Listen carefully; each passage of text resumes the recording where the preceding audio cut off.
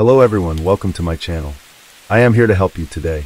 I know you use this video to fall asleep, so before that, like the video and subscribe to the channel. Also, where are you from and what time are you watching? Now get comfortable and relax. Case 1. It was the 4th of August, 2002. 10-year-old Jessica Chapman called over to see her friend Holly Wells. Jessica had just returned from a family holiday and wanted to catch up with her friend and give her a gift that she bought for her. Holly and Jessica both lived close to each other in the Cambridgeshire town of Soham in the United Kingdom and were the best of friends. They were born just 1 month apart from each other. Holly was having a great weekend. The day before, a Saturday, she went shopping with her mother and her friend Natalie. Holly's mother bought Holly some new flare trousers and her first bra on the shopping trip. It was a really special occasion. Natalie stayed the night at Holly's house, and she was still there on the Sunday morning when Jessica called over. The three girls played on the computer for a while, and Natalie went home around noon.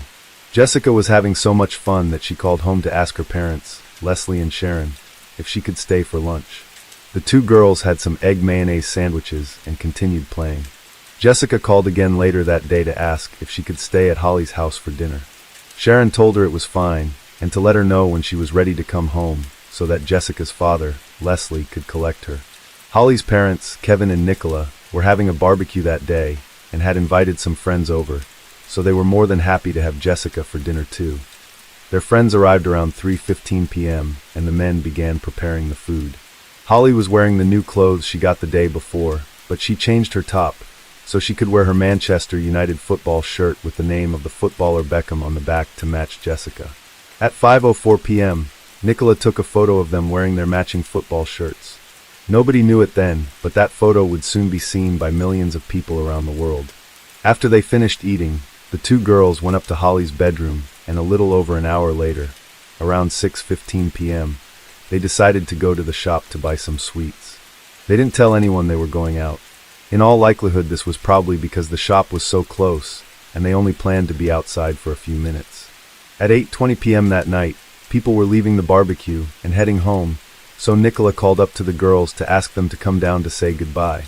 When there was no answer, she went up to Holly's bedroom, but they weren't there.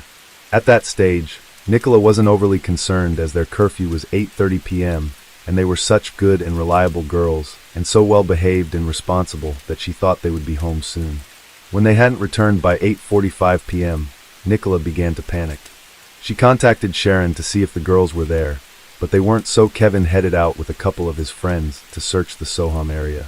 They contacted police at 9:56 p.m., and a large number of people joined the search. It was to become one of the largest searches in the UK. Police established where the girls went through eyewitness accounts and CCTV. CCTV footage showed the girls going to the sweet shop in the sports center at the Soham Village College. They looked happy as they skipped into the shop. Witnesses also saw them arm in arm and chatting. They stood out due to their matching football shirts, and one witness even referred to them as the two Beckhams. At the Soham Village College, another witness said that he saw the girls as they stopped to talk to him at his cottage. That witness was Ian Huntley. Ian, originally from Grimsby in Lincolnshire, had lived in Soham for around a year and was the school caretaker, and the girls stopped to ask him how Maxine Carr was. Maxine was Ian's girlfriend, and she had also worked as a teaching assistant at the girls' school. Ian said that he was outside at the time cleaning his dog Sadie. The girls then walked off in the direction of the library, but nobody knew what happened after that or where they went. Police had an open mind when the search for Holly and Jessica began. They looked at different possibilities, such as that they stayed out too late or ran away or were in an accident. The girls didn't take anything with them though, and it would have been so out of character for them to just stay out or run away. As the days went on and there was no sign of the girls, police feared they may have been abducted. Everyone really pulled together to search for the girls, and the media played a crucial role in the coverage of their disappearance. So much so that interviews conducted by Jeremy Thompson of Sky News led to him being a witness at the later trial in this case. Jeremy wanted to retrace the steps the girls took, and it made sense that Ian Huntley said they walked towards the library, as that would have been the natural route for them to take. It didn't make sense though that after that, they seemed to disappear. He interviewed Ian, as it was believed quite early on that Ian would have either been the last or one of the last people to see Holly and Jessica. Ian described their conversation as being brief, and again showed the direction that the girls took. At the time, nothing really stood out about that interview. It was the later interview that Jeremy conducted with Ian's girlfriend Maxine that revealed something a little troubling. Maxine had already told police she was with Ian the night the girls went missing. When he was talking to the girls, Maxine was in the bath. She talked about the girls in the interview, but the troubling aspect of it was when she mentioned Holly in the past tense. She was a lovely girl. The team at Sky News found that worrying and notified police. Police had also grown suspicious of Ian Huntley and Maxine Carr. It transpired that the alibi Maxine provided for Ian was a lie. She was not at home having a bath. She was in Grimsby, 100 miles away, at her mother's house the night the girls went missing. She had called him several times that day. Phone records proved this. Ian had been home alone. So police wanted to know why Maxine had lied and why Ian needed an alibi. Police looked into Ian's background. They received calls and tip-offs from people from Grimsby who knew Ian and saw him giving interviews on the television. They knew Ian because they believed he was involved in sexual assaults against women in Grimsby. While he had no previous convictions, rumors and accusations followed him when he left Grimsby. He was known to date girls who were younger than he was, and when he was 22 years old, he lived with his 15-year-old girlfriend. There were accusations of sexual assault and rape made by different girls, and at one point, he was charged with rape, but the charges were subsequently dropped. His past also revealed his controlling side, and he would not allow Maxine to have any visitors at the house. So police took both Ian and Maxine in for questioning on the 16th of August to try to establish if they knew anything about the disappearance. They were released 7 hours later, as at that stage police didn't have anything that would require them to be charged. However, just 1 day later, police got a break in the case. On the 17th of August, 2002, police made a devastating discovery. They found the 2 little football shirts that the girls had been wearing the day they went missing in a bin at the school, along with shoes and underwear. They had been partially burnt, which led police to believe that Holly and Jessica were dead. They believed they were looking for their bodies. Sadly, their fears were realized. The bodies of Jessica Chapman and Holly Wells were found later that day. Their burnt and badly decomposed bodies had been found in a ditch in Lakenheath. Lakenheath Air Base was in Suffolk and was a half-an-hour drive from Soham. Ian and Maxine's house was searched. It had been meticulously cleaned and no blood was found in their home. Everything was washed from the bedsheets to even the curtains. Some things were out of place. There was a crack in the bath. In the dining room, a light had been torn down. It was left hanging by a cord. Something had happened in the house, but police could not determine what that was. Nothing of evidential value was initially found. No blood. No hairs. The only fingerprints found were Holly's fingerprints that were on a box of chocolates that she had given to Maxine at the end of the school year. Police knew that Ian was familiar with Lakenheath. He liked to go there for plane spotting. They examined his car and discovered the day after Holly and Jessica went missing, he changed the tires on his red Ford Fiesta. The forensic pathologist could not say for certain how the girls died, but it was believed they had been strangled or suffocated. The bodies of Holly and Jessica were so decomposed that it was impossible to say whether they had been sexually assaulted or not. Ian and Maxine were charged with murder and perverting the course of justice. Maxine said that she gave Ian an alibi because she believed he was not involved. At the trial, it was the prosecution's case that Ian was home alone that night and watched as the girls walked by the house. They did not believe he was outside cleaning his dog. In fact, they thought he had just been on a call with Maxine and was in a fit of rage that she was in Grimsby again. He somehow lured the girls into the house. Police had traced Jessica's mobile phone and believed the girls were inside his house at 6:34 p.m. that night. Jessica's phone was tuned off 12 minutes later, and police believed the girls were already dead by then. This was key to the investigation. Her phone had been turned off at 6:46 p.m., and instead of the signal being picked up at the Soham mast, it was picked up at the Burwell mast. This area was outside Ian's house. Ian admitted that the girls were in his house. He said that he had been cleaning his dog outside when the girls came over to ask about Maxine. Holly had a nosebleed, so he brought them inside the house to get some tissues. He claimed that some blood fell on the bedsheets from Holly's nose, and he took her to the bathroom. While in the bathroom, Holly fell into the bath, which had 6 to 8 inches of water inside the tub. He had earlier claimed there were 18 inches, but changed his story when it was highlighted that it was not possible. Holly had died as a result, and Jessica began to scream. To stop her screaming, he put his hand over her mouth, and she also died. He admitted that he dumped their bodies in the ditch. The prosecution believed that Ian was lying.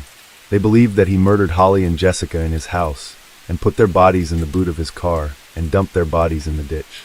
They further believe he then returned on the 7th of August with a can of petrol, lit a match, and threw it in the ditch. It was their belief that he did this as he did not want any evidence found that his motive had been a sexual one. He wanted this concealed. Due to the decomposition, the prosecution could not prove the sexual assault element of the case, so they had to make sure they could prove murder. It was clear, by Ian's own admission, that the girls had been in his house that evening, and the only other person in the house was Ian. It was also clear, by evidence found on Ian's car, and again by his own admission, that he had dumped their bodies. So the issue that the jury had to determine was who was telling the truth. Had the girls died accidentally and unintentionally in Ian's house? Or had Ian murdered them? His version was that Holly fell into the bath and died. This was examined at trial and seemed highly unlikely. It was put to Ian that the only way Holly could have died in the bath that way was if he held her head under the water. His account of how Jessica died was also quite far-fetched. If he simply put one hand over her mouth, she would have used her hands to try to move his hand or turn her head. It was more likely that he was restraining her and holding her hands, which prevented her from doing this. Even though Ian had been quite careful in the aftermath of the girls' murder, some mistakes were made. Ian's fingerprint was found on the liner inside the bin that the girls' clothes were found inside, and his hair was found on the clothes. Fibers from the schoolgirls' shirts were discovered inside his home and on one of his boots. Chalk was found on the suspension arm on the car's front wheel, and that chalk matched the chalk that was on the track near the ditch where the girls' bodies were discovered. The jury deliberated for some 4 days in this case, and Ian was found guilty by a majority verdict. Ian was convicted of the murders of Holly Wells and Jessica Chapman and of conspiring to pervert the course of justice. Maxine was convicted of conspiring to pervert the course of justice. Ian was sentenced to 2 life sentences, to serve a minimum of 40 years in prison, and Maxine was sentenced to 3.5 years. She has now been released and has a new identity. Case 2. It was the 1st of October, 2012. That day began as a normal day for Coral and Paul Jones. It was a Monday and a school day, so it involved the usual routine. Paul got the children up from bed and made them breakfast before they went to school. They lived in a small town in Machynlleth in Wales with their 3 children, Jasmine, Harley, and April. April, the youngest, was just 5 years old, and when school finished that day, she went to the local leisure center for her weekly swimming lesson. After that, she went home. One of her friends was with her, and Paul gave them some spaghetti and toast to eat. They then went out again on their bicycles. April loved her bicycle. Her parents taught her how to cycle when she was just 3.5 years old. April was born 7 weeks early and had cerebral palsy from her hip to her leg, so the bicycle allowed her to have full mobility and go out whenever she liked. She was a petite little girl, and her parents didn't allow her to play out late, but on that day, the 1st of October, 2012, April asked if she could go out with her friend. They initially said no, but then agreed to let her out for a few minutes extra. It had been the parent/teacher meeting at April's school that night, and April had received a glowing report, so they wanted to reward her. It was around 7 p.m. and quite a bright night. There were a lot of children playing in the area, and April promised she would not be long. Paul and Coral only gave permission for April to go out for just 15 minutes. They had no idea that in that 15-minute period, their lives would change forever. April loved to play with her friends. Machynlleth was a very quiet place, and the estate where April lived had lots of friendly families and neighbors. People knew each other and got on well. Children played in the street all the time. It was a very close community, and people felt safe there. When the 15 minutes was up, Coral asked Harley, her son, to tell April to come home. What happened next caused sheer fear and panic. Just a few minutes later, Harley returned home screaming. "She's been taken." Harley told Coral April had been taken. One of April's friends saw April get into a car with a man. Coral called the police and reported her missing. She could barely speak. She told police that April had been taken. News of April's abduction spread through the town rapidly. Everyone was out within minutes looking and searching for April. Police and news stations were in the area within a very short period. It was clear from the beginning that this was not a case of a child just wandering off or getting a lift home with someone they knew. It was much more sinister than that. Police had some information to focus their investigation on due to April's friend. She was just 7 years old, but told police April got into a car, and she was happy, but she said she got into the car the wrong side. That led police to believe that the car she was referring to must have been a left-hand side vehicle. Those types of vehicles were extremely rare, so rare in fact that locals in the town could only think of one man who drove one. Mark Bridger. 46-year-old Mark Bridger was born in Surrey and was the son of a police officer. He lived in London for a time before moving to Wales, and he had lived in Sains for a number of years. Sains was a short distance from Machynlleth. When Mark arrived in Wales, he appeared to be a charming man. He was 6 foot 2 inches and told locals that he was an ex-SAS officer. By all accounts, he seemed like a normal man. Mark worked in a slaughterhouse and had 6 children of his own with 4 different women. He lived alone in a small cottage. People would later come to realize, though, the normal and charming man act was just that, an act. There was nothing normal or charming about Mark Bridger. Mark was a liar and a fantasist. The stories he told people, such as his army background, were completely fabricated. He was also aggressive and violent, especially when drinking, and had previously been convicted of theft, firearm offenses, and assault. That showed the violent side of Mark, but it did not explain why he would have any involvement in the disappearance of April. That's because the man that Mark portrayed himself as in public was not the man. He was behind closed doors. He kept a dark and sinister secret hidden from everyone. Police had to quickly find out what that secret was and how it involved April. Mark was arrested the day after April was taken, and it wasn't long before police began to unravel his lies and discover who he truly was. Mark admitted to the police that April was in his car. He told them that he had accidentally knocked her down and put her in the car in order to take her to the hospital to get help. This didn't make sense, though. If he took April due to a terrible accident, where was she now? Mark didn't have an answer for that. He told police he just could not remember as he had been drinking. It was true that Mark was fond of drink. In fact, things were so bad around the time that April went missing that he was drinking up to 25 cans of cider a day. In order to try to find where April was, police needed to piece together details Mark was providing to try to locate her. The hope was to find her alive. The day April went missing started as a bad day for Mark. His girlfriend ended their relationship, and he told his boss he would not be at work as he needed to sort things out. He then went to the parent-slash-teacher meeting that evening, the same one that Coral and Paul Jones attended, as one of his children went to school there. According to Mark, he then accidentally knocked April down on the way home and placed her in his car to take her to the hospital. He could provide no further details as to what happened next. Police began a thorough investigation and sought help from the community. They searched Mark's home and laptop and looked at CCTV footage taken in the area. It transpired that Mark had left quite a few details out of his account to police. Mark had been in the town of Machynlleth earlier in the day and returned home to his cottage in Sains. It was there that he got on his laptop, and police were able to trawl through searches and images to establish just who the real Mark Bridger was. That day, he spent quite some time looking online at images of one of his friend's daughters. She was 14 years old. He also contacted 4 women via Facebook and text messages to ask them if they would go out for a drink with him. After that, he went to the school. He only stayed for a few minutes, and on the way back, he stopped in his car beside 2 schoolgirls. They were 8 years old and 10 years old, and invited one of them to go to a sleepover with his daughter. He then drove off. It was after that he spotted April out playing with her friend. April's friend told police that April got into the car herself. It certainly didn't match with Mark's account that he had to put her in the car as he had knocked her down. Her friend said April looked happy getting into the car. It was around 7:30 p.m. and CCTV footage showed his car leaving the estate and heading towards his house. At 8:30 p.m. that night, a witness saw Mark driving into his driveway. That meant that there was around 60 minutes unaccounted for. Despite having those details, there was no sign of April anywhere. 3 witnesses told police that they saw Mark with a black bin bag in a field near his home the morning after April was taken. He was also spotted down near the river that day. Police searched those areas. In fact, the search for April was the biggest missing person search in UK history. Mark's home revealed an insight into what happened to April. When police searched the cottage, they made a horrifying discovery. While the cottage had been cleaned, a large amount of April's blood was found near the fireplace, in the bathroom, and near the washing machine. Bone and skull fragments were found in the fireplace.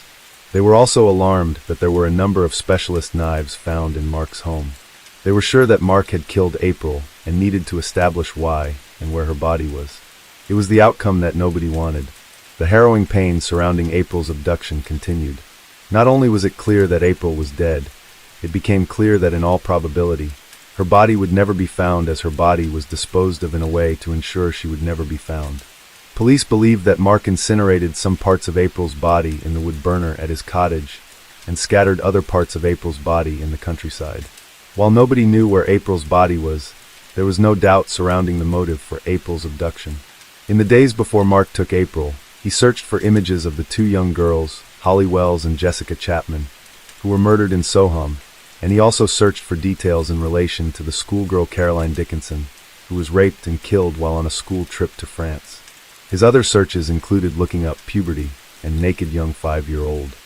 All in all, there were 300 horrific images of child sexual abuse found on his laptop, and police believe he was looking at them on the day he abducted April.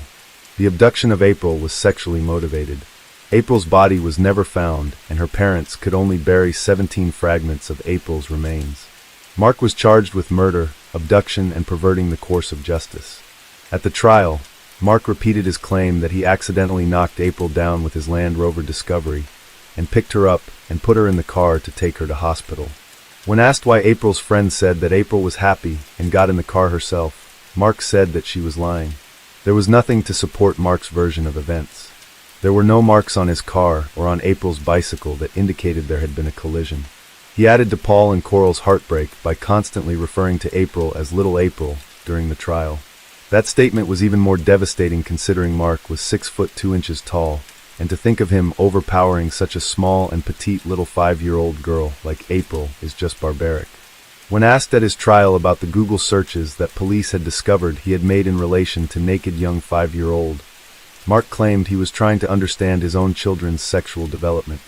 His lies were becoming even more pathetic, and it is little wonder that it took the jury 4 hours and 6 minutes to find him guilty on all 3 counts. The judge in the case, Mr. Justice Griffith Williams, said, "There is no doubt in my mind that you are a pedophile who has for some time harbored sexual and morbid fantasies about young girls, storing on your laptop not only images of prepubescent and pubescent girls, but foul pornography of the gross sexual abuse of young children." He was sentenced to life in prison and given a whole life tariff, meaning he will die in prison. Mark Bridger may have taken April's life and shattered the lives of April's family and the wider community, but the love everyone has for April lives on. Thanks to the endless campaigning from April's family, Mark's cottage was demolished. In the place of a building that stood hiding the secrets of a depraved and evil man, now lies a memorial garden for April. Her memory continues to live on both in Machynlleth and Wales, and her family keep her memory alive through their love and devotion for her. Case 3. It was the 3rd of June, 1991. 23-year-old Denise Huber was on her way home from a Morrissey concert in Inglewood, California. It was just after 2 a.m. and Denise had work later that day, but that didn't matter as the night had been fun. She was originally supposed to go to the concert with her boyfriend Stephen Horrocks.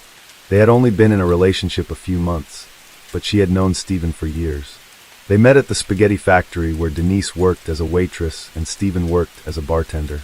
Stephen found out at the last minute that he had to work that night, and he asked their friend Robert Calvert if he would go with Denise. Robert was thrilled, and it was easy to see why.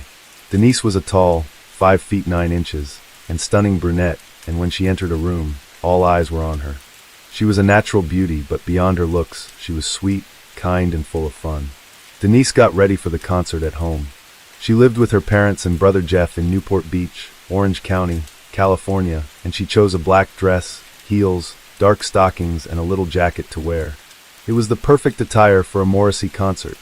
Denise's parents, Dennis and Ione, loved seeing her have fun. They had such a great relationship. Denise spent a lot of time with them. She loved to go to the beach and lunch with Ione, and they spent time cooking different dishes together.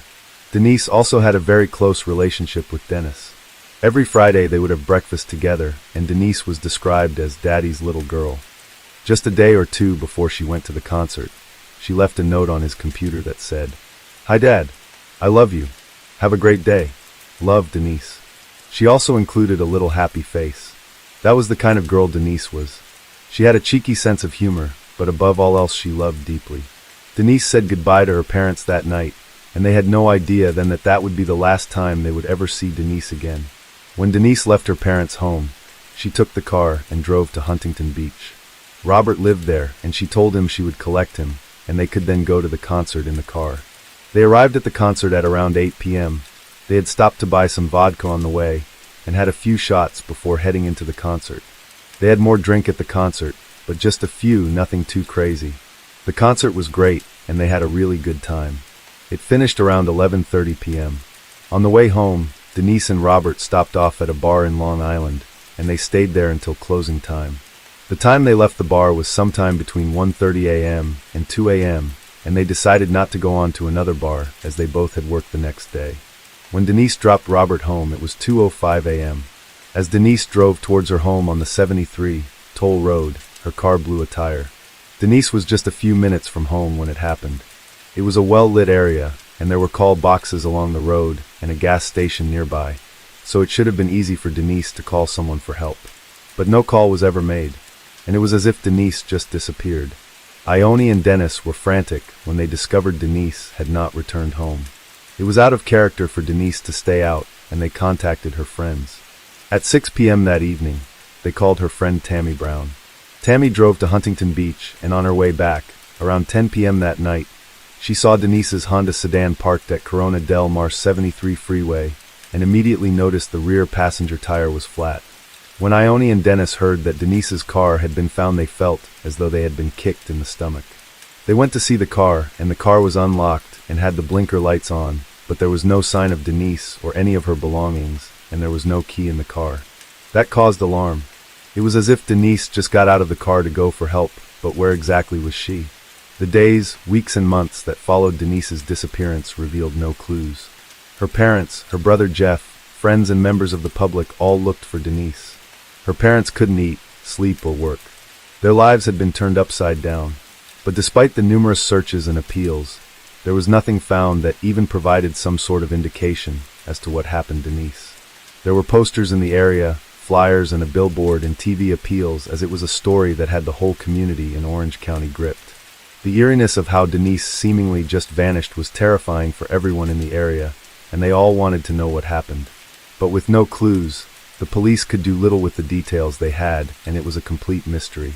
The trail ran cold, and it would be 3 years before Denise's family and police would get their answer. On the 13th of July, 1994, just outside Prescott in Arizona, Elaine Court went to the home of John Familaro to buy some paint. John was self-employed and worked as a house painter. He also sold some paint at a local market, and it was at one of the markets that he met Elaine. He told Elaine she could call over to pick up some more paint. It was a brief and simple exchange when they had met at the market, but one that would ultimately cost him his life. John Familaro had moved to Arizona so that he could be close to his sister and her children. He loved them and treated them to great gifts and fun days out. John didn't have a fun childhood. He was the youngest of 3 children and had an older sister called Marion and an older brother called Warren. His parents and Angelo were completely different people. Angelo was kind and caring, but was domineering and controlling, and used religion to try to keep them under control. She would warn them if they misbehaved that they would go to hell. The children were not allowed to date or even to spend time with friends. She insisted on washing them, paying particular interest to what they described as their special areas. Her controlling nature continued even as they got older, and she would listen to their calls and follow them if they went out. This all had an impact on John, and he became very involved in rituals. If someone touched him on his left side, he had to touch his right side so that things would be even. His head and neck twitched constantly. Yet those who knew him described him as well-mannered, fun and intelligent, but most admitted he was a little secretive, but they had no idea just how secretive he could be. When Elaine arrived at John's house, she had goosebumps. She didn't know why, but the large Ryder truck in his driveway caused her concern. It seemed out of place. John lived in a 3-bedroom home, and his mother lived in a house on one side of his backyard. John was a hoarder, just like his mother was, although he was quite an organized hoarder. Everything was in boxes and stacked. Elaine does not know why the truck caused her to feel uneasy that day, but the feeling was so bad that she took down the license plate and contacted police. Ione and Dennis would later refer to this as being divine intervention. Police stopped by the house and ran the number plate through their system. It matched a stolen truck from Orange County. It had been reported as stolen some 6 months earlier. They noticed that a power extension cord ran from John's house to inside the truck. As it was padlocked, they had to break it open. Inside they found cans of paint, but the cord itself was connected to a freezer.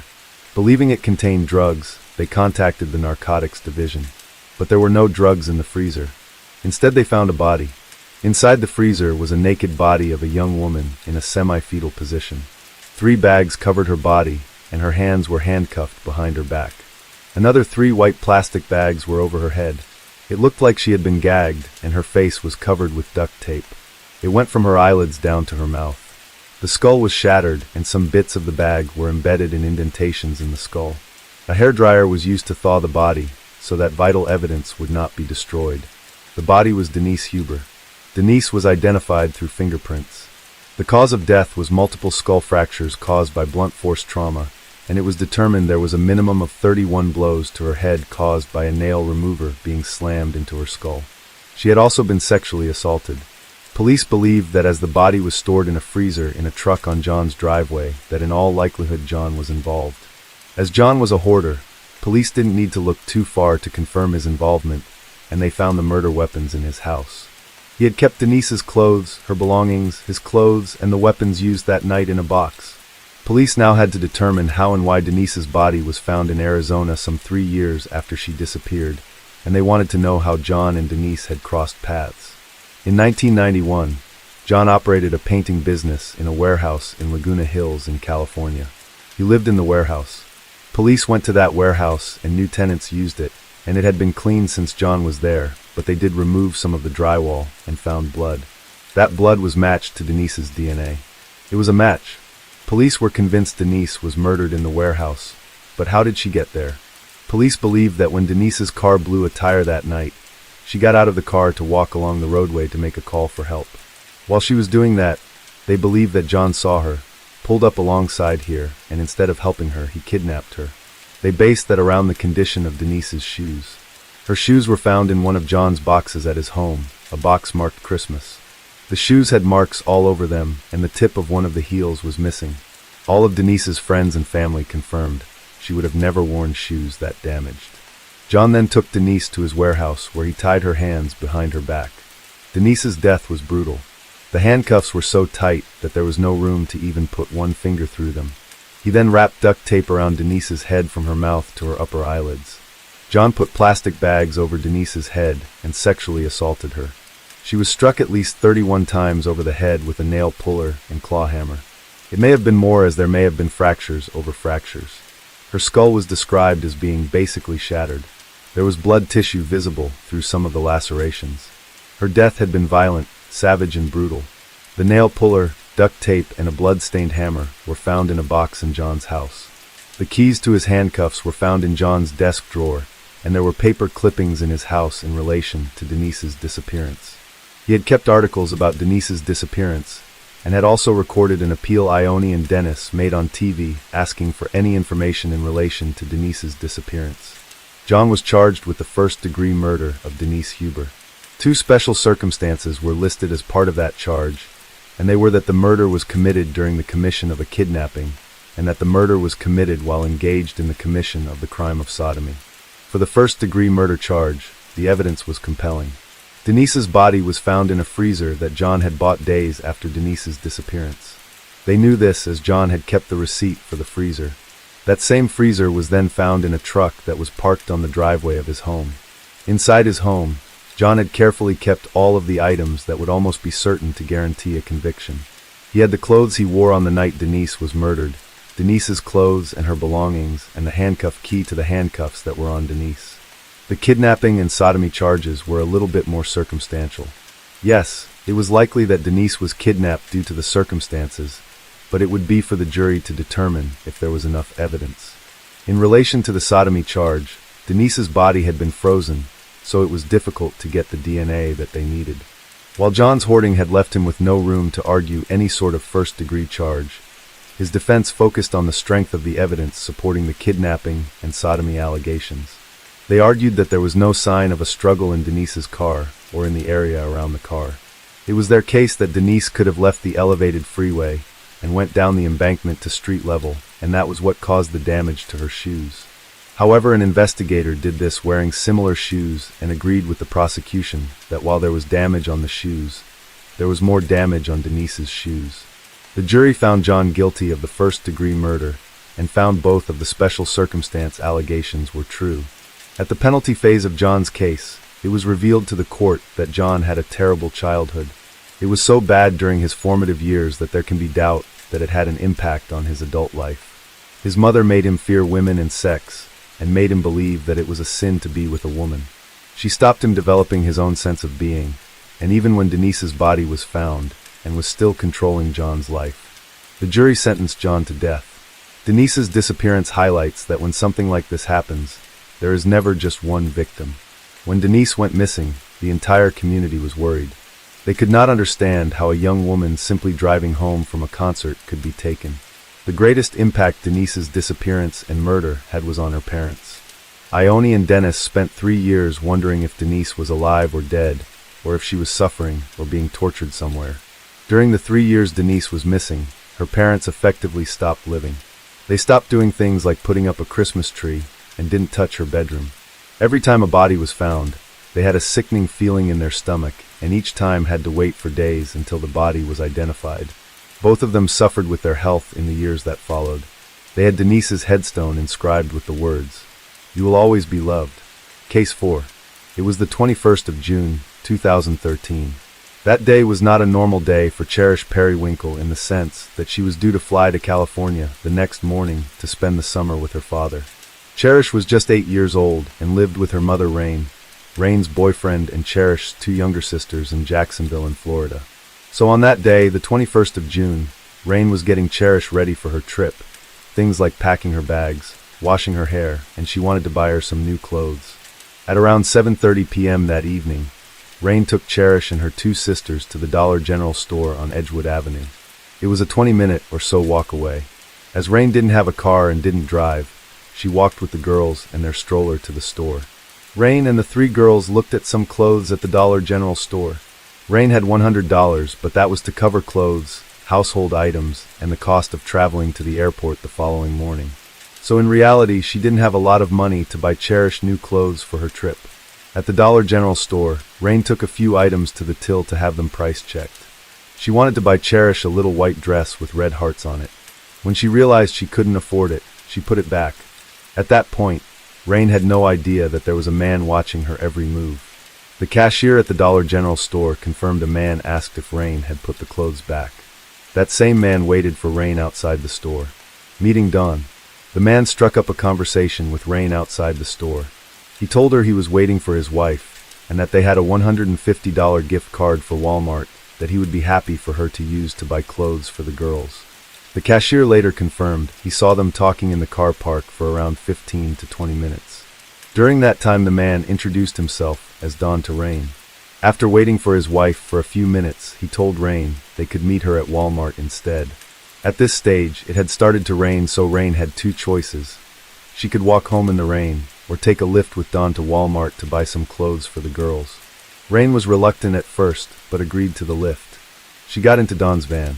The van was white with carpet inside and blinds on the window. When Rain and her 3 girls were inside the van, Don drove to Walmart, which was a 10-minute drive away, to meet his wife. There was just one problem with that, though. Don didn't have a wife. When they arrived at Walmart, Don continued with the lie that he had a wife and told Rain that he would wait for his wife in the car park. Rain went into Walmart with the 3 girls and began shopping. The shopping trip was very focused around the girls, and Rain stayed with them in the children's section. Don later joined them inside the store. A number of troubling incidents happened inside Walmart. Don wasn't interested in shopping for himself, and in fact only added a bundle of rope to the shopping cart. He also had an unhealthy obsession with Cherish. He picked out some shoes for her to wear, really inappropriate shoes for an 8-year-old child, as they were women's high shoes.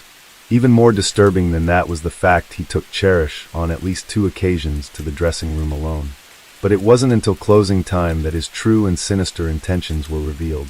Walmart announced they would soon be closing, and at that stage none of them had eaten anything. Don told Rain he would get cheeseburgers in McDonald's. Cherish went with him. Rain would later say she thought it was fine as McDonald's was inside Walmart, So really they were not leaving the store, and there were plenty of people still around. When 20 minutes had passed, Rain began to worry. Walmart was closing, and she had a shopping cart full of clothes, no gift card and no sign of Dawn, his wife, or Cherish. She spent around 20 minutes searching Walmart, McDonald's, and the car park. There was no sign of Dawn or Cherish. At 11:20 p.m., Rain called 911. Rain didn't have a lot of details to provide to the police.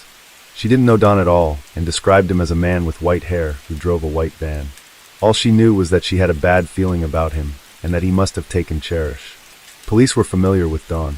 Don was 61-year-old Donald Smith, a registered sex offender with offenses dating as far back as the 70s.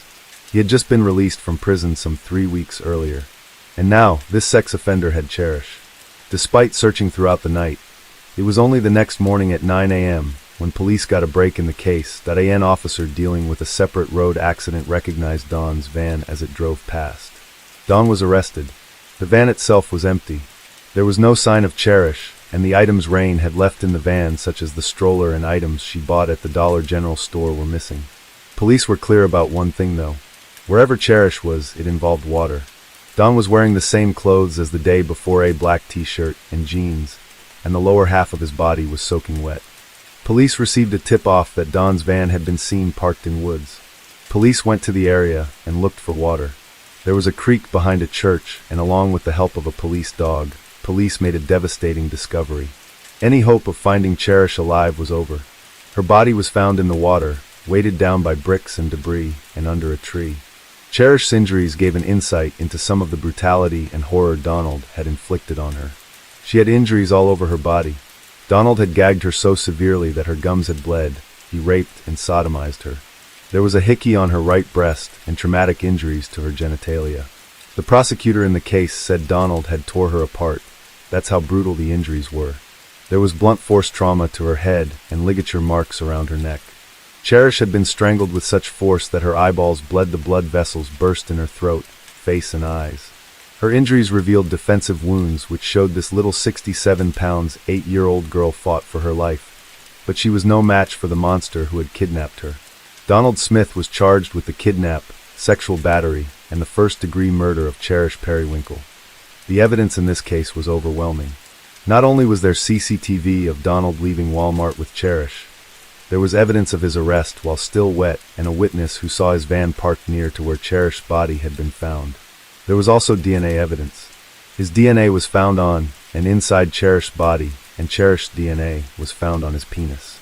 Donald put forward no defense and called no witnesses, so it was hardly a surprise that it took the jury less than 15 minutes to find him guilty of the kidnap, sexual battery, and first-degree murder of Cherish. He was sentenced to death. We did hear from Donald in this case. Not so much at his trial, but in a prison recording of a conversation he had with his mother. There is no surprise that a man like Donald lies, and he told his mother that Cherish followed him out and hopped in the van, and he knew then he would already be in trouble due to his previous convictions. When discussing Cherish with his mother, he said, "What's her name again?" Even after all the horror he inflicted on Cherish, the callousness of that statement is striking and further confirms a man like Donald will never change, and if given the chance will do it again. In his discussion with his mother, he put an emphasis on rape being a violent act. Of course it is a violent act, but he wanted the rape to be viewed as him inflicting rage and violence on Cherish as opposed to him viewing her as a sexual object. It is clear he did not want to be seen as a pedophile, but make no mistake, that's exactly what he is. He saw Cherish as a sexual object, and when he raped her, he murdered her in an attempt to evade justice. This case is the type of case that every parent dreads. So how did it happen? Donald saw an opportunity that day when he saw Rain with her 3 girls. She was alone, under pressure, and finding it difficult to manage and couldn't afford to buy them clothes. He used that to his advantage and lured them to a second location to buy time, so that he could take Cherish in a manner that would not attract a lot of attention, and that's exactly what happened. In all likelihood, Cherish would not have been concerned getting into Donald's van outside Walmart that night, as she had already been in the van with her sisters and mother. There was no kicking or screaming. It would have seemed like a natural thing to do, as she had already traveled in that van to Walmart. People at Walmart would not have been concerned either. Seeing a skipping and smiling Cherish with an older man would have looked like a regular grandfather and granddaughter. The thing to really note in this case is Rain's intuition. It is clear from the 911 call that she didn't trust Donald. She had a strange feeling about him, and her instant fear when she couldn't find Cherish was that she would be raped and murdered. She had a gut feeling from the very moment she met Donald that something wasn't right, but she pushed it to one side and tried to convince herself that a trip to Walmart would be worth it. She said that she did not want to appear too overprotective. Her intuition was warning her about Donald. We all get those warning signs, and sometimes we act on them, and sometimes we ignore them. In this particular case, Rain made a mistake accepting a lift from Donald, and as such has paid the ultimate price. But there is only one predator to blame here, and that is Donald Smith. Case 5. Jason Landry was a student at Texas State University and was last seen on December 13, 2020. Shortly after finishing exams, he left campus to head home for Christmas break. On December 14th, his car was found abandoned in Luling, Texas. This is about 30 minutes away from Texas State University in San Marcos and 140 miles west of his home in Houston.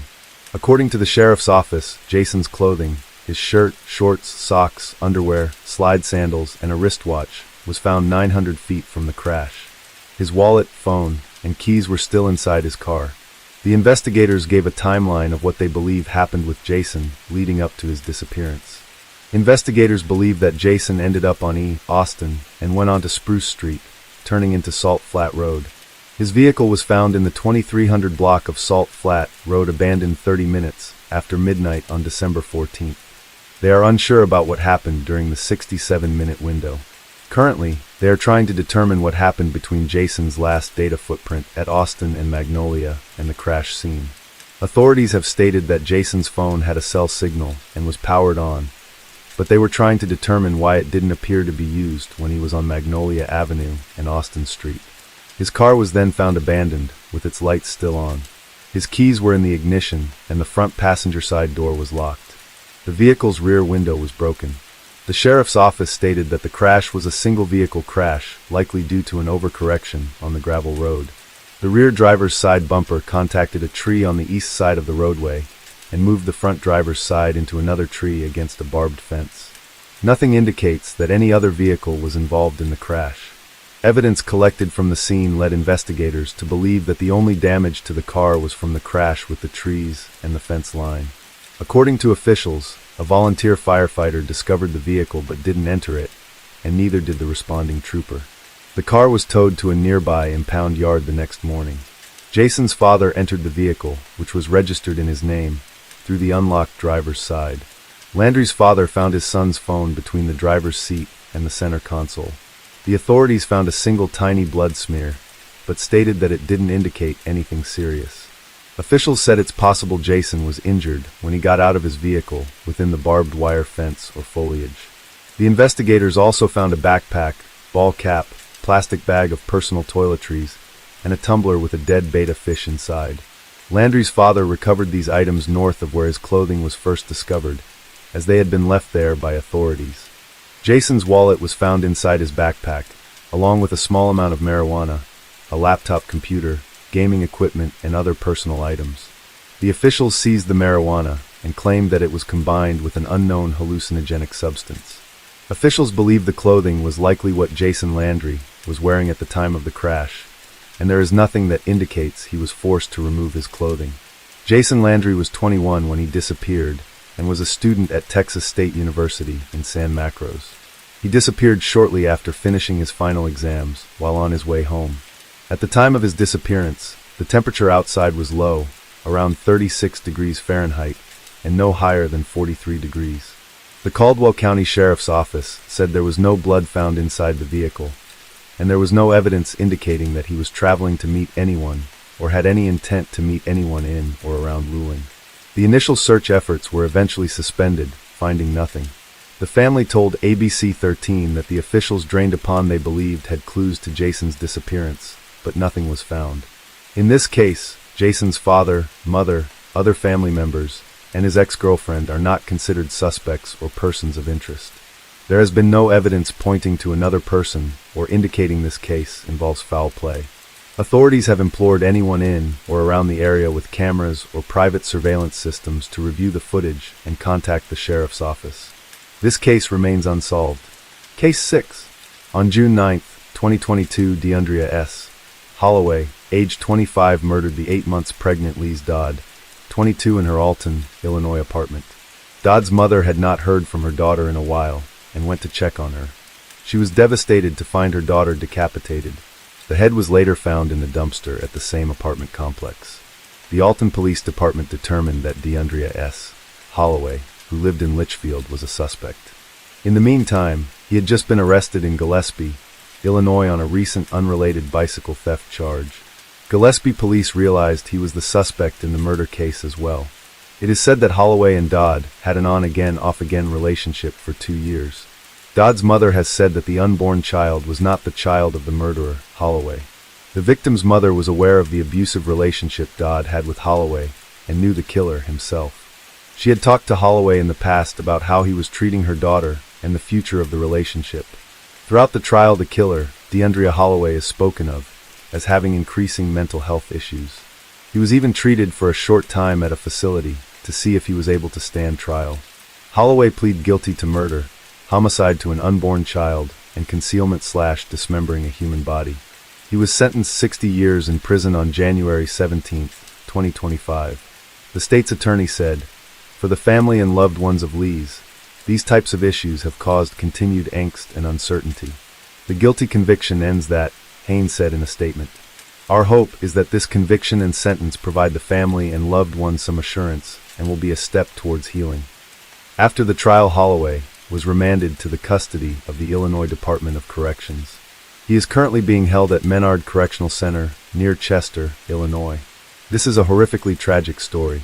I have studied so many of these true crime and serial killer types of cases, and I am totally convinced of the presence of demonic evil forces, as I have stated in some of my other writings. You can look into so many of these cases, and the killer will have mentioned voices telling them to do evil. In this case, Holloway told his stepfather of a voice he calls Ruth, who tells him to do things. I am not a psychologist, but I study spiritual things and crime. Throughout history, all over the world, we run into acts of evil and the working of demons in people or on people. The devil comes for nothing but to steal, kill, and destroy. So what happens? Well, spiritually speaking, people are born with defects of some kind or get damaged by things done to them, like abuse or molestation, or they damage themselves through drugs or certain activities that causes deep impact into our mind. Psychologists, doctors, and other professionals speak of these things. It is a fact.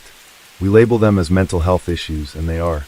But these things also open doors which allow demons to have more access to this person.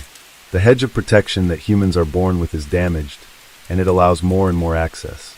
As the person gives in to more demonic whisperings, the door opens more. It's like the old saying of, which dog will get stronger? The one you feed the most.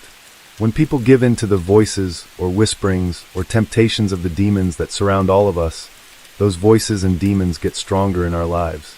Drug and alcohol use lowers our ability to ignore or resist. I am not giving excuses for what people do. I am also not degrading anyone with mental health issues. All humans are tempted by demonic influences.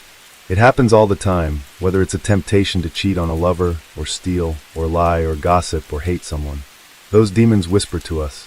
They seek to open doors into our lives and destroy us. But some folk are more open to it than others. Like a soldier who has PTSD when the fireworks go off. They are impacted more than someone without PTSD. Or like an addict in recovery who is more susceptible to temptation for addiction, or getting addicted more quickly if they give in to the temptation again. All of us get damaged by DNA, our past, or the things we do. But some folks have damage that opens doors to the demonic more quickly. Prison does nothing to help stop the demonic. Treatment does nothing. The psychotropic drugs simply impact the physical, but not the spiritual. A person can learn to control themselves more. They can learn to suppress the urges that come to them. There are many methods that can help, but only spiritual warfare reaches into the spiritual realm. Prayer, praise, the Word of God, and casting out demons. Turning to God through Jesus Christ and confessing Him as Lord will set us free. Then, the Holy Spirit will work in our lives to help us change and shut those open doors that impact us. Holloway has been punished in this life for what he did. Hopefully he will turn to the Lord and get help in order to avoid being separated forever. Case 7. It seemed to be a situation furthest away from the temptations of lust and murder. a soldier, a security officer working for a famous global ministry, a beautiful church-going family. But no one is immune to temptations and the whispering of demons. On May 5, 2009, ex-Marine Chris Coleman murdered his wife Sherry Coleman, 31, and their two sons Gavin and Garrett, 9/11. He strangled them in their beds in Columbia, Illinois. Chris and Sherry were married for 10 years before the murders. They were described as a wonderful couple and a beautiful family. Chris got a job working security for Joyce Meyer Ministries in Missouri, across the river. In 2008, he started getting threatening letters that referenced the ministry, his travels, and harming Chris's family. At the same time, Sherry Coleman started to suspect that Chris was having an affair. It turned out that he was meeting a woman during his travels. Sherry asked a friend to pray for her because Chris had asked for a divorce. On May 5, 2009, Chris Coleman woke up and went for an early workout. While he was allegedly gone, his family was murdered. He called a neighbor who was with the Columbia Police Department and asked him to check on his family because he felt something was wrong and no one was answering the phone. Since the police were aware of the threatening letters, this was not an odd request. The police went to the house and found an open basement window. Inside they found walls spray painted with red and the bodies of the family. Chris was interrogated and investigated for the murder. Spouses are usually the prime suspect. It became obvious that there were marital problems and that there was an affair. The other woman was also questioned. It is believed that Chris killed his family and set up the scene before he left for the gym in Missouri. Chris Coleman was arrested for the murder on May 19th. It took 2 years for the case to come to trial in Waterloo, Illinois, and lasted 9 days. He was found guilty and sentenced to life without parole. He was originally sent to Pontiac Prison in Illinois, but was moved to Dodge Prison in Wisconsin due to safety concerns. He has appealed his conviction several times and still maintains his innocence. The grave site of his family was in Chester, Illinois, but they were moved to be closer to Sherry's family near Chicago. There was a court battle by Chris's parents to keep the grandkids near them, but a judge determined that a murderer should not have control over his victims' remains. Chris would have also been buried in the same plot, next to the family he had killed. When I write a true crime article, I typically give my opinion on what I see about the case. What I see here is a terrible tragedy. The family appears to be happy and well off. Things were good for them, but Chris's travels with the ministry led him into situations where he was tempted to cheat. The devil whispers into our ears at the perfect times in order to destroy us. He seeks for nothing but to steal, kill, and destroy. Chris began an adulterous affair with a woman who was described as a friend of his wife, Sherry. They apparently started messaging each other and meeting each other long before the murders occurred. I can tell you that the freedom of text messaging and social media has opened many doors that should never have been opened. A spouse can be sitting right next to you and messaging a lover without your knowledge. Of course, the devil worked to make opportunities for this adultery to grow, and once it happened, it opened doors to all kinds of demonic influence. Do not forget that Chris worked for a ministry and his parents were preachers too. The devil often attacks those close to people who are working for God. That's why there are rumors about the preacher's daughter. She is under attack. Chris's cheating grew to a point where he was led to believe that he loved the other woman and wanted to have a life with her. Demonic suggestions perhaps. But what about his job? The ministry would fire him for cheating and possibly for divorce. What about the kids and custody and child support? The demons might have whispered, and Chris listened. But instead of ending the cheating, he decided to kill his family instead. Another suggestion, given to him by demons? What sort of father kills his children? What sort of husband kills his wife? Something was wrong with Chris. He couldn't lose his job and face court battles. The family courts everywhere in the United States has blood on its hands, as far as I'm concerned.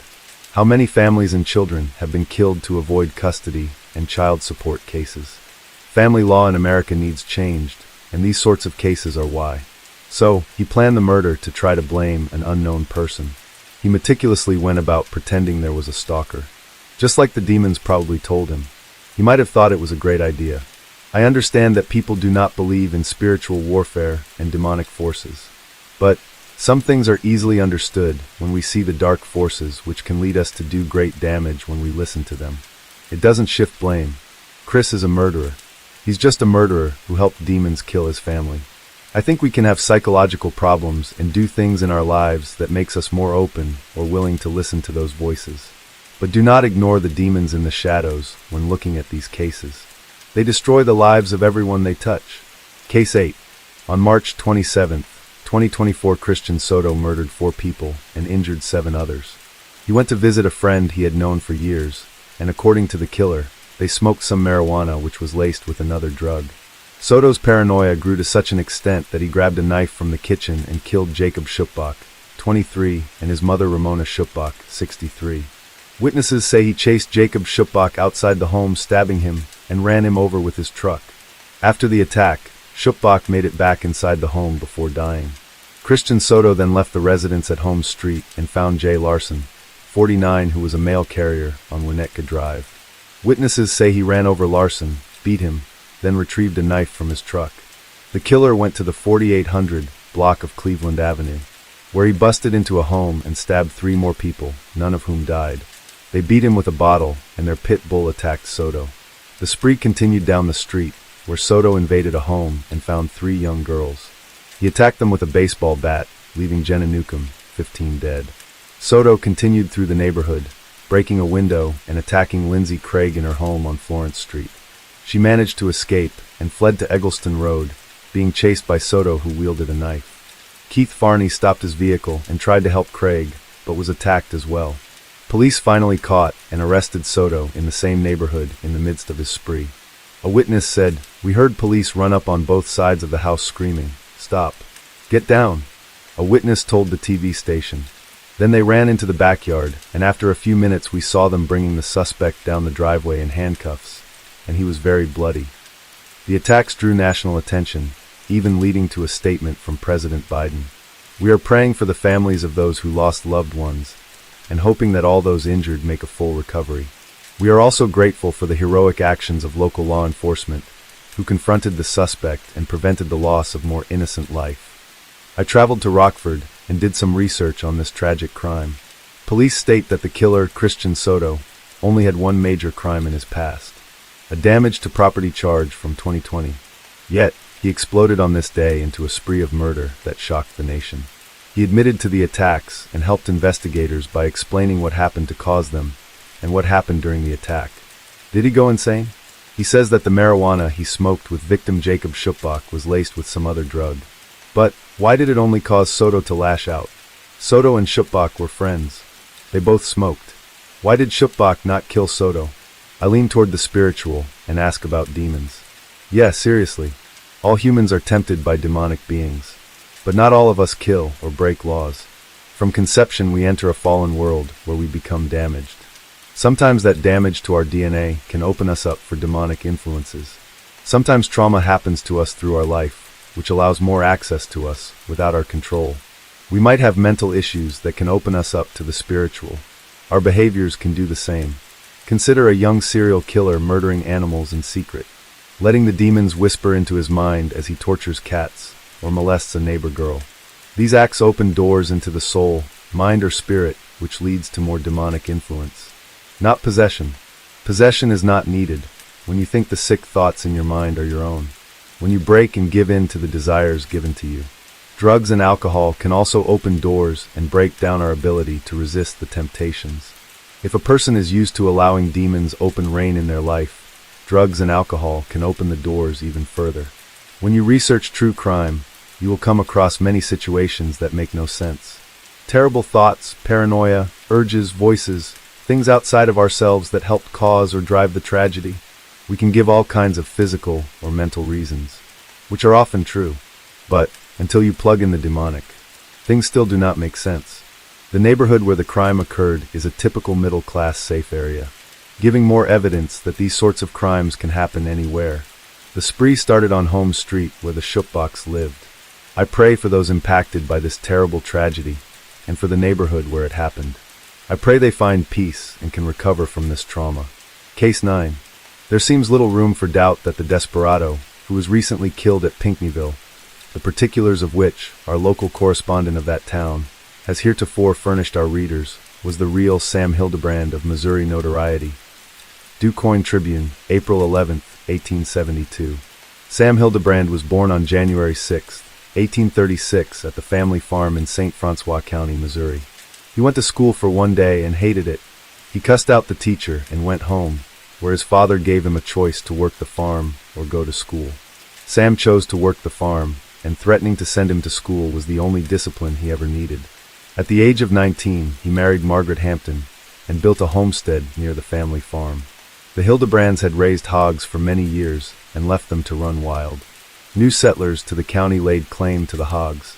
This set up instances of fist fights, lawsuits, and attempts to destroy the reputations of the Hildebrand family, according to Sam Hildebrand in his autobiography.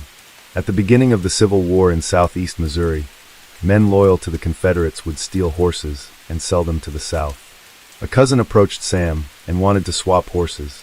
Sam did so, but later realized the horse wouldn't pull a plow and traded him. It was then discovered that the horse was stolen.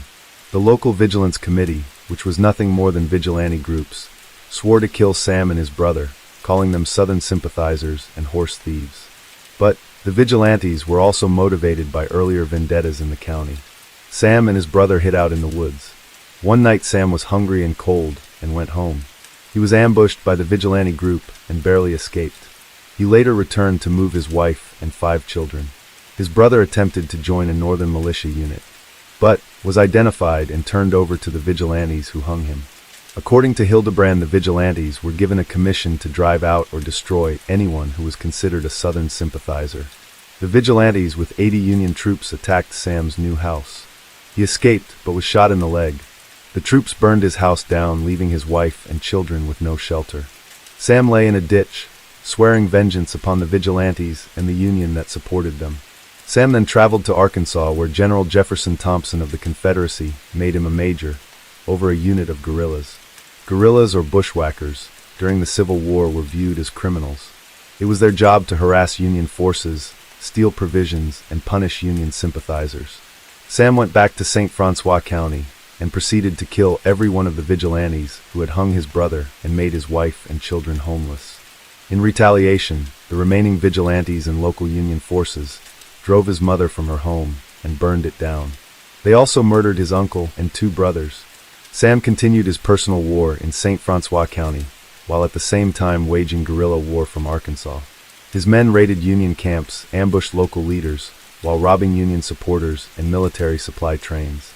It is estimated that Sam killed 80 to 100 men with his rifle Kill Devil, and put notches in the weapon for each one. When the war ended, he stated in his autobiography, "I was annoyed beyond all measure by the reflection that the war had suddenly ceased before I was done fighting." He had only killed a portion of the Vigilance Committee that had murdered his family, and did not want them to get away with it. Sam wanted to continue to fight, but his wife talked him into accepting a parole on May 26, 1865. He rented a place in Arkansas and began to farm again. In 1869, he moved to St. Genevieve County, on the border of St. Francois County, his home. This caused the surviving vigilantes to get nervous. They contacted the governor in order to get rid of Sam. There was a bounty placed on his head, and the New York Times of July 3, 1869 states the amount was $10,000, which caused men to hunt him down. He was wounded in an assassination attempt and escaped to a relative's house where he was surrounded. He shot his way out, and a manhunt ensued. The governor even called out the militia to hunt for him. After escaping, Sam traveled the South with his family. In 1870, he dictated his life story to 2 journalists who wrote his autobiography. It is said that his wife died sometime after that in Texas. Sam then moved to Pinckneyville, Illinois with his children and earned a living cutting wood. Sam had this to say about his acts. "I make no apology to mankind for my acts of retaliation. I make no whining appeal to the world for sympathy. I sought revenge, and I found it. The key of hell was not suffered to rust in the lock while I was on the warpath." There are several stories regarding the death of Sam Hildebrand. Most stories, however, place Sam in a saloon in Pinckneyville, where he got into some trouble. The Du Quoin Tribune states that Hildebrand was arrested for violating an ordinance. He was tried and fined for the same, that he was then taken in custody by the officers for an assault with intent to kill. It was at this time that Sam fought to escape and pulled a knife, stabbing Deputy John Ragland in the leg. Ragland then shot Hildebrand in the head. Sam Hildebrand died on March 21, 1872. The body was identified by his only surviving brother William. Deputy Ragland spent several months recovering, and it is said that he had a limp for the rest of his life. He moved to Benton, Illinois. then moved to California where he died. It is said that he only received about $1,500 of the reward for Hildebrand. Case 10. February 2011. It has been a tough month for the residents of Anchorage, Alaska. Tensions have been running high since a young, female barista disappeared from a local coffee stand on the night of the 1st. The girl's family was understandably worried sick when she failed to return home after her shift, and their fear only grew when they began to receive strange text messages from her. I'm going to my friend's house for a few days. Tell my dad I love him. You won't hear from me until I come home. The girl's boyfriend looked at the message in confusion. Why would she suddenly leave and not take any of her belongings with her? Which friend was she staying with? Why? These were questions with no real answers, because he knew on some level that every word was a lie. He had no way to prove his suspicions, but the more days went by without another word from her, the worse his worries grew. Posters bearing her image and information had been put up all over the area. Her father offered a $12,500 reward for information leading to the girl's return, and anyone who knew the man was sure he would have offered a lot more if he could have. He was a devoted single father, and not having her around was taking its toll on him, emotionally and physically. On February 11th, over 1,000 people attended a candlelight vigil at the town square park in downtown Anchorage. It was a touching scene, people from all over the community coming together to support the family. Around that same time, another Anchorage resident was getting off a cruise ship near his hotel in New Orleans, Louisiana. He was well aware of the news surrounding the missing girl, but this hardly ruined his vacation. If anything, it had only made getting away all the more enjoyable. He was quite content with the knowledge that he had information others desperately wanted, and he was in no hurry to share it. This man knew exactly where the girl was. No, he wanted to take his sweet, sweet time. Maybe he would never tell anyone anything. It was much more fun to watch people scramble for answers that would never be found, after all.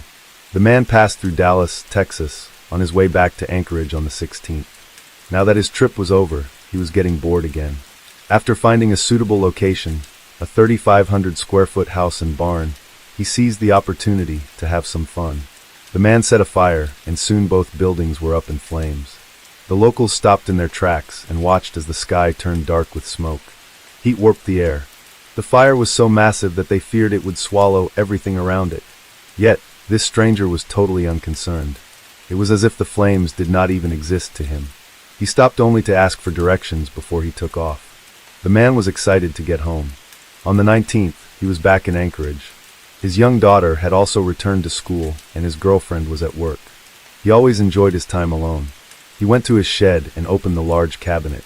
Inside lay the frozen body of the missing girl. He carefully removed her from the drawer. She was naked except for a tarp he had wrapped around her, though even this had not prevented her from making a mess inside the cabinet. The blood from the wound on her back had soaked the insulation lining the floor. Annoyed, the man cleaned up the scene and disposed of the tarp, insulation, and what was left of the girl's clothing in his fireplace. The rest of the day came and went. The man left the girl in the shed while he gathered the supplies needed for the next part of his plan. The return of his girlfriend the following morning did not slow him down either. He had long ago made it clear to the woman that he did not like her interfering in his business. He returned to the shed after a shopping trip for a camera, makeup, fishing line, and sewing needles. Among his haul was a newspaper he found in a dumpster. It was the February 13th edition, recent enough to make his plan believable. Using the makeup, fishing line, and needles, the man set to work. It was not an easy task. Her skin had turned darker as she thawed, and the blood pooled beneath her skin. Her eyes were dull and blank, meaning they were best left closed. It took a lot of makeup and fishing line to make her look alive again. The man snapped a few photos of her with his new camera. Then he typed up a ransom note. He had seen the news and was aware of how much money the girl's father was offering, but he decided it was not enough. He demanded at least $30,000 to be deposited in the girl's bank account in exchange for her return. The thought of it all made him laugh. Using the girl's phone, the man sent another text to her boyfriend, giving him directions to a park where he had left the typed note and photograph. All that was left now was to get rid of the body. Luckily, he was quite handy with a saw. On the 21st, the man headed towards Matanuska Lake with the girl's dismembered remains in tow. He walked out onto its frozen surface and cut a hole in the ice before throwing her into the water. The body, held down by fishing weights, slowly sank to the bottom of the lake. After a few more hours, the man packed up his belongings. He was happy to have caught a few fish and planned to cook them for his family's dinner that night. The fun was over for now. It was time to get back to his other life. Case 11 was May 31st, 1985, the tail end of spring, but living in Southern Carolina meant that summer came early. In spite of the heat, Sherry had had a busy day.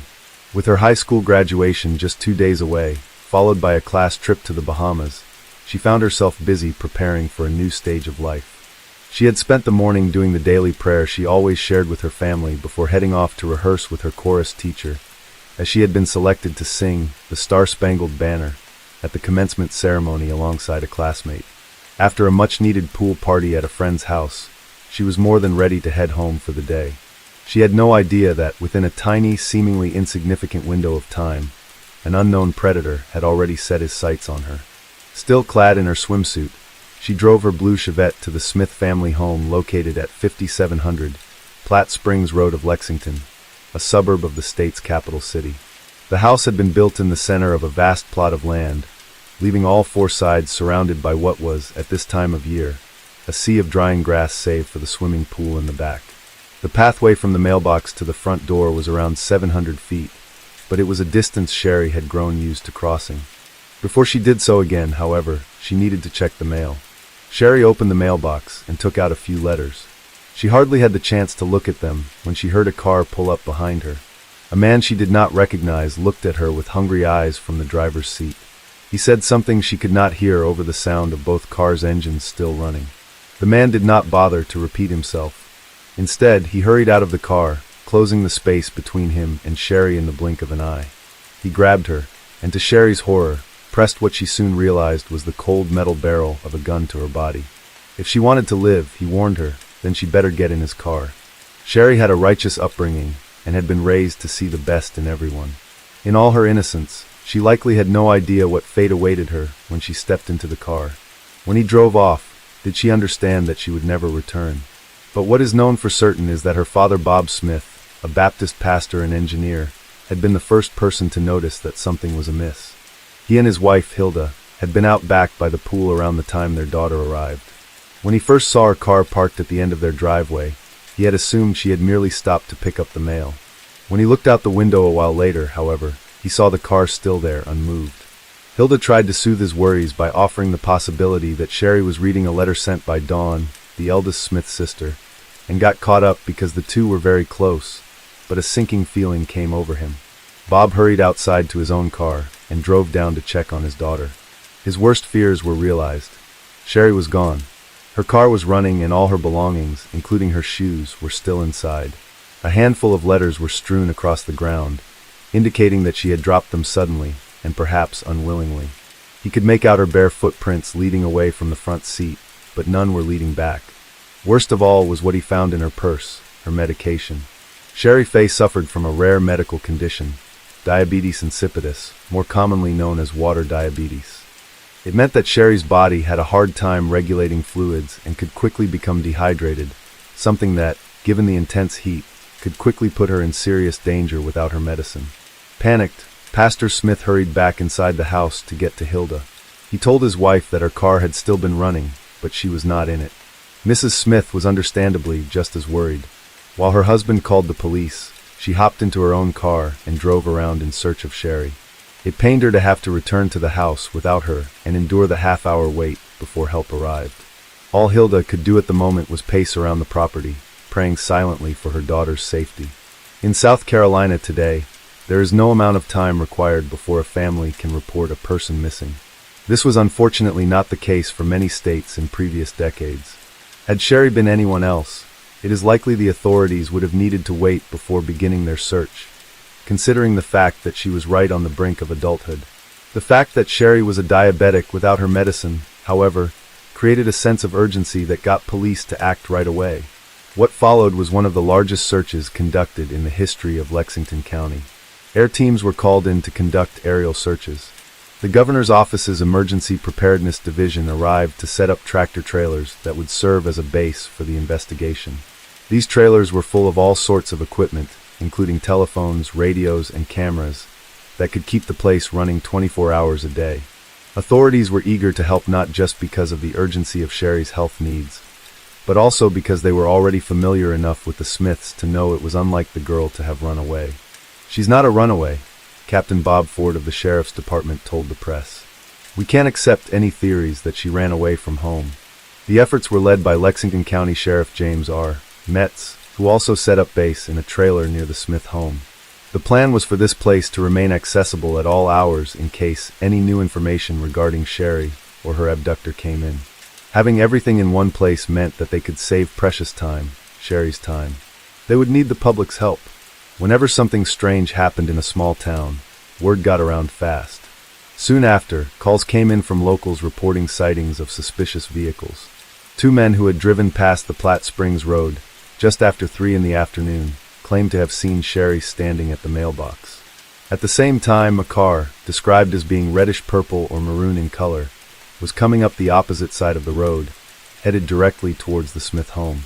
Based off of their brief sighting, the men believed the other vehicle to be an Oldsmobile Cutlass, possibly a model from 1982 to 1984. The driver appeared to be a man in his 30s. When they passed by, they looked in their rearview mirror. The taillights of the Oldsmobile came on. The vehicle had come to a stop at the mailbox. A short while later, the two men passed by the Smith home again. This time they saw Sherry's Chevette, but they did not see Sherry. With no luck that first day, the search carried on into the weekend, expanding to over 100 volunteers combing the area, undaunted by the heat. Helicopters and bloodhounds were used. The phone at the Smith family house was wiretapped. Still, no progress was made aside from the recovery of a red bandana belonging to Sherry. It was located on the side of the road, less than a mile from the house, and law enforcement believed that she may have dropped it from a moving vehicle, a sort of breadcrumb in her kidnapper's path. But unfortunately, it did not lead to further clues. It had been a long and hard day. They had combed through about 20 miles of land with almost nothing to show for it. At least 2 volunteers fainted from heat exhaustion. Another man stepped on a nail, while a police officer suffered a nasty spider bite.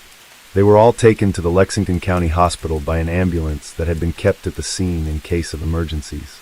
When the search concluded for the day just before 6 in the evening, the temperature still hovered over 97 degrees. Everyone was in need of rest, though the sheriff asked them to return early the next morning before the worst of the heat. Past experience with similar crimes led the South Carolina Law Enforcement Division, commonly abbreviated as SLED in sources, to expect a ransom demand to come in soon. As grim as the prospect that Sherry was being held for ransom was, it was actually the preferable situation than most alternatives, because ransom demands meant the perp was likely to communicate with law enforcement, and being able to communicate with a perp made it easier to catch them. It also meant it would have been more likely that Sherry would have been kept alive as a bargaining chip, that is, if they were lucky. When the third day came with no demand, the local authorities were unsure what to do next.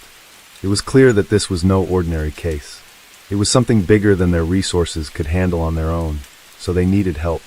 Word of Sherry's abduction soon reached the FBI in the Columbia, South Carolina field office. Case 12. Herbert Richard Baumeister was born April 7, 1947, to Herbert Baumeister Sr., a successful anesthesiologist, and his wife, Elizabeth. He would be the first of the couple's 4 children and spent his early years in Westfield, a well-to-do suburb just north of Indianapolis, Indiana. Shortly after the younger Herbert's arrival in 1948, his parents welcomed a second child and only daughter, Barbara. The early 1950s would also see the births of 2 little brothers, Brad, born in 1954, and Richard, born in 1956. It is said that the 4 Baumeister children had a happy childhood, and if young Herbert had any grievances about his home life, it would be that the family home was not large enough to accommodate 6 people. The crowded house was uncomfortable for the boy, though the issue was a temporary one. The 1950s was the era of upward mobility for many Americans, and the post-war economy made it possible for more people to make real money than ever before. The elder Baumeister made some notable advances in his career during this time, earning him enough money to move his family to a larger home. Indeed, what is known about the boyhood of this future monster brings to mind the typical image of mid-century suburban Americana. His father was a hard worker, so much so that he often had little leisure time to spend with his children. His mother was a devoted housewife, loving and attentive, and was said to have doted on her oldest boy. Little Herbert was talkative and friendly, and was not known to have gotten into trouble any worse than typical childhood antics. If he had suffered any major trauma in his formative years, no one could recall it. He was treated well by his family and peers at school. There were no major illnesses or head injuries that could have caused a disturbance in his still developing brain. So where did things go so wrong? Things began to take a weird turn for the younger Herbert around the time he began puberty.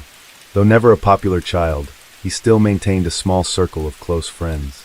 One thing they all seemed to appreciate about the boy was his sense of humor, which was already dark and sometimes irreverent. No one suspected anything was amiss when Herbert's jokes grew more and more disturbing. The truth was that his jokes were no longer just jokes. He was rapidly developing an interest in morbid topics such as death and violence, and it would not be long before he sought to indulge his curiosity. One thing that especially fascinated him was dead animals, particularly roadkill. On one occasion, he happened upon the corpse of a small crow. He waved away a swarm of flies that had gathered over it, and then bent over to pick up the animal, its fragile body stiff with rigor mortis. It exuded a pungent smell that lingered sweetly on his mind. He wondered how long it had been lying there, a treasure ignored by the rest of the world. It was a stench that hypnotized him and made him want to get it all inside him. Herbert brought the carcass up to his face, so that the feathers were close enough to brush against his trembling lips. In that moment, he loved the dead bird so much he wanted to destroy it, feel the crush of its hollow little bones against the might of his fingers. The black feathers would come away. He would rip them off if they did not, and he would take them home to savor this memory whenever he wanted. But as he pressed his thumbs into the bird's flesh, he felt something unexpected. There was writhing just beneath the skin that seemed to grow more frantic the longer he held on. Maggots were wriggling about, more than he could count.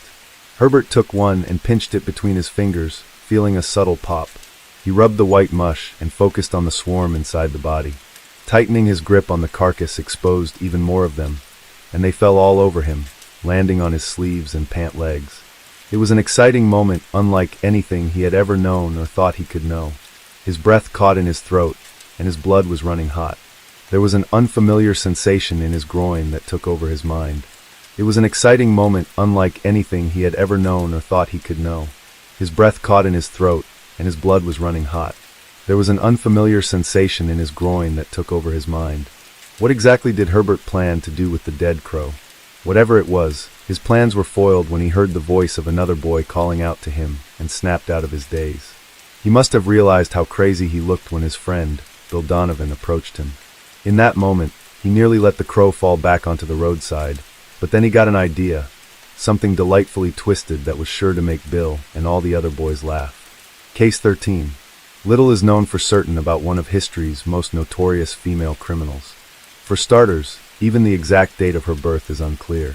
However, writers and historians often agree that she was likely born on November 11th, between 1855 and 1859, in Innbygdi, a hamlet in Selbu, Norway, not as Belle but as Brynhild Paulsdatter Storset. She was named after her father, Paul, as per the Scandinavian custom, literally Paul's daughter. What is known is that her earliest years were a struggle. She was the youngest of her siblings, the eighth born to the aging Paul Peterson Storset, a husman or sharecropper, and Berit Olsdatter, a homemaker. The family all lived together in a tiny, cramped cottage on rented land, supported by their father's equally tight salary. Brynhild's family was among the poorest in the area, making their living raising livestock on a single acre of land. When farming was not enough, Paul worked as a stonemason during the colder months. His children and wife helped out in whichever ways they were able. Brynhild, in particular, was often tasked with bringing home any twigs she could find scattered on the forest floor, as the family could not afford proper firewood. This earned her the nickname Snurkvispala, which translated to Paul's twig daughter among local bullies.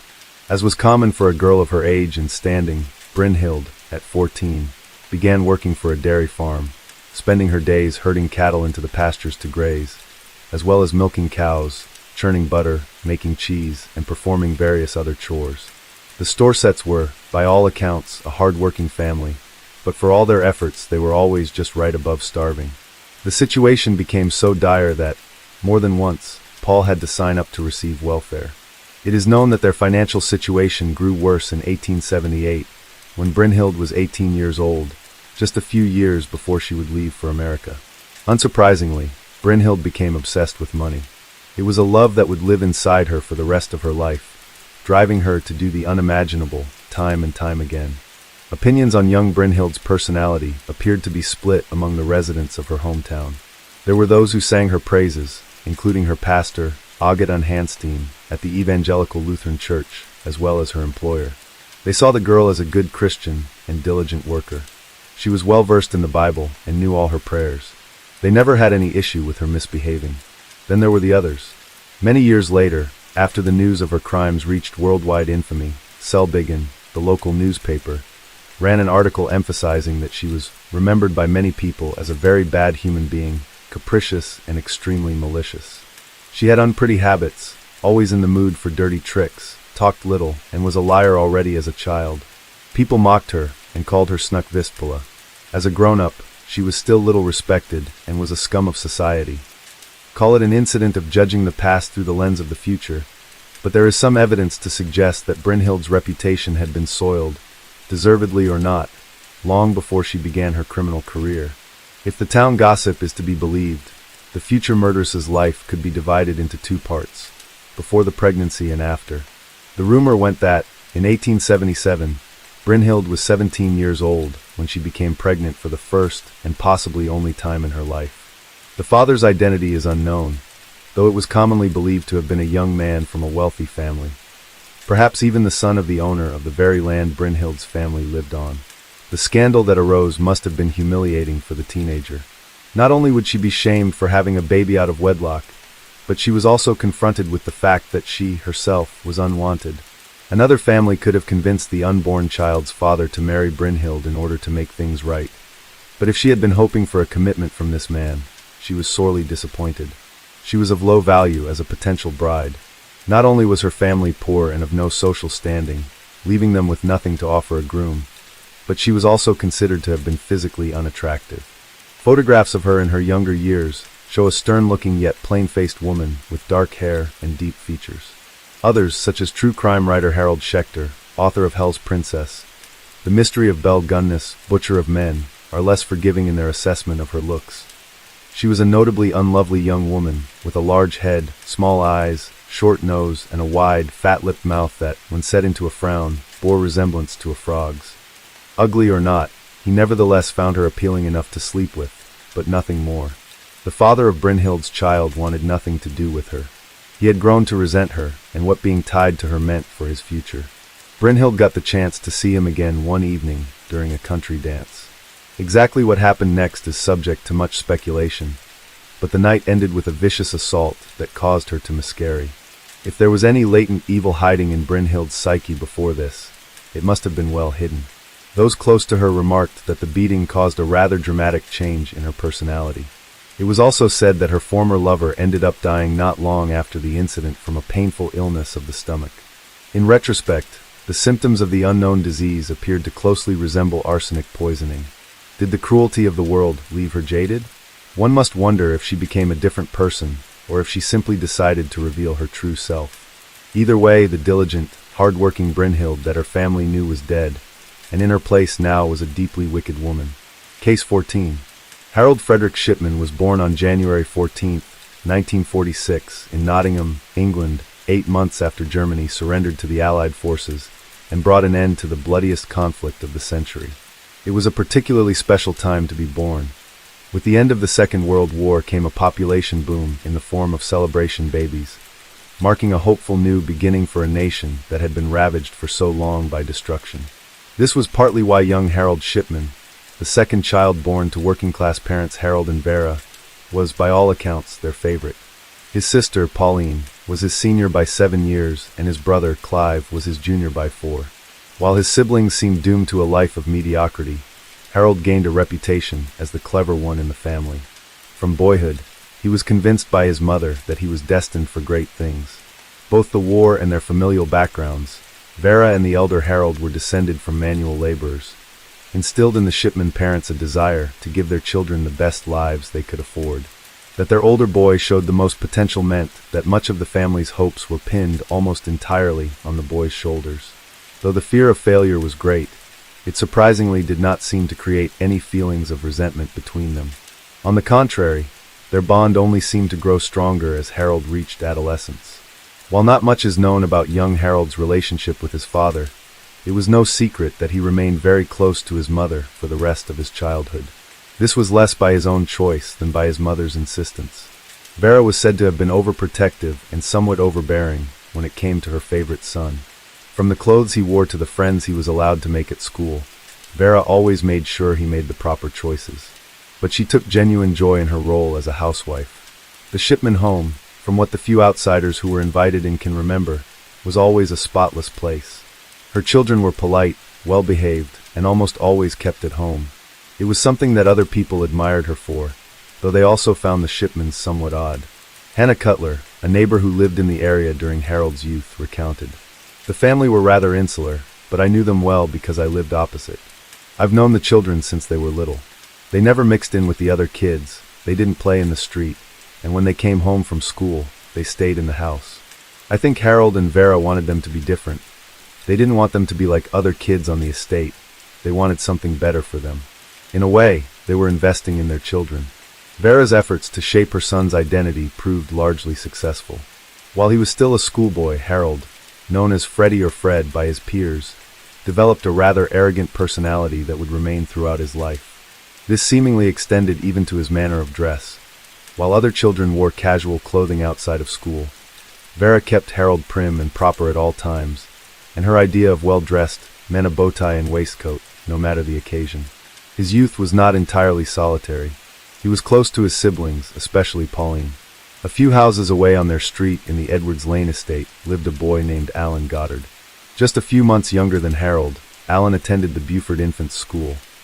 In the United Kingdom, children attend infants school from ages 4 to 7 and could be seen as a partial equivalent to elementary school in the United States, alongside him. Goddard would recall seeing Harold often during the short walk home during those early childhood days, and soon the boys became friends. The friendship would continue as they grew older. The unexpected population boom of post-war celebration babies meant that the local junior school, Whitemoor, was unprepared for so many new pupils. As a result, the boys stayed at Beaufort for an additional year before they were allowed to take double-decker buses to and from Whitemoor, a first taste of independence for young Fred. He was said to have been a good, though not spectacular, student. Little of note happened during most of his time at Whitemoor aside from a struggle with left-handedness, something which, in those days, was seen as a malady to be fixed, which had a profoundly negative effect on the psyches of left-handed children. He did, however, discover a passion for sports, namely stoolball, a local sport similar to cricket and baseball. It was on the field that a more outgoing, though aggressive, side of his personality broke loose. He studied hard and got good grades. Along with stoolball, Harold excelled at football, the term for soccer in the United Kingdom, and rugby. Despite these accomplishments, his mother's high standards and his own elitism made it difficult for him to make friends. Even throughout his junior school years, the boy was seen as a loner by others. After finishing his primary education at around 11 years old, Fred was accepted into High Pavement Grammar School in September 1957. It was just what his mother had been hoping for. Founded near the end of the 16th century, High Pavement was a prestigious, all-boys school considered to be the best in the area. Unfortunately, his time there was not what he and his family had been expecting. While he had been considered an exceptional student before, the other boys at this new school were also some of the best in their class.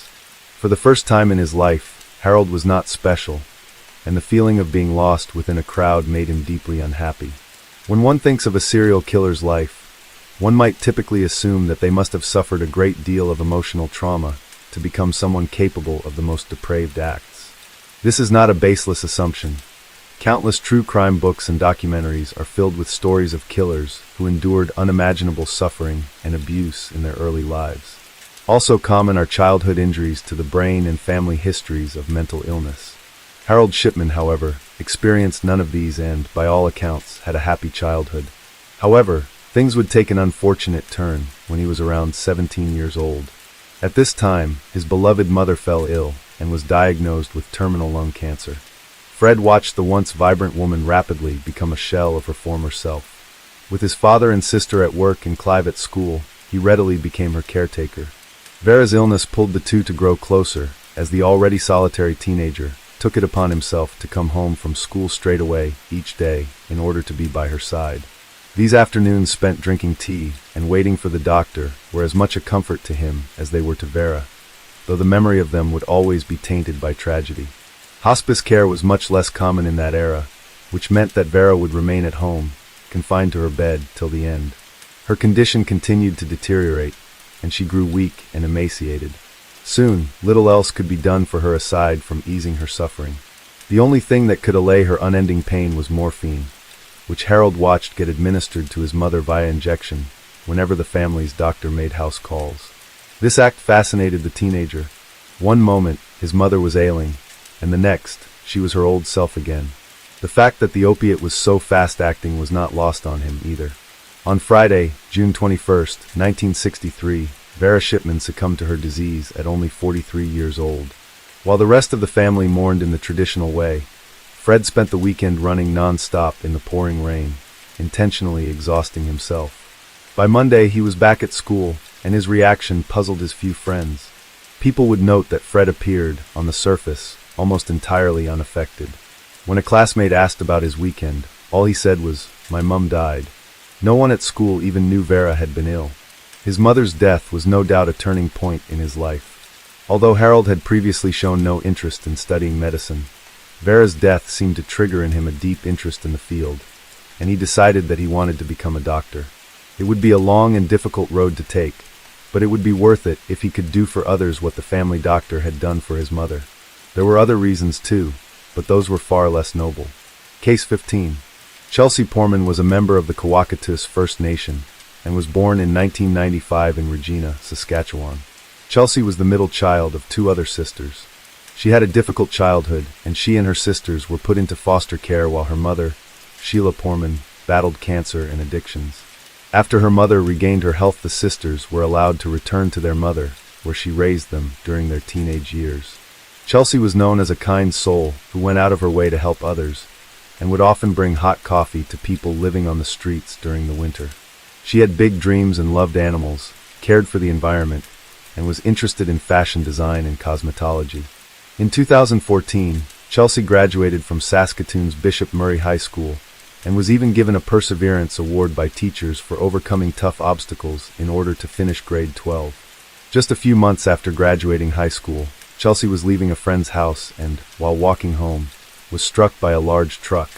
The accident caused a brain injury that left her mentally a few years younger than her actual age. She also suffered a fractured skull, a permanently disabled arm, and two badly broken legs in which doctors and